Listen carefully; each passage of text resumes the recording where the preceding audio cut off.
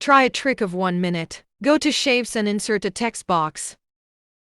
Write minus sign many times, with spacing between them. Then go to Arrange and select Align and align to center of the slide and also middle from above. Change the font of the text. Choose Roboto Black font. Go to Shape Format and select Text Effects. Select Wave Down Effect.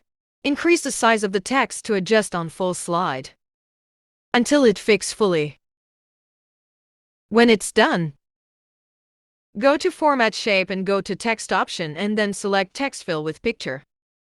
Insert picture from clipboard.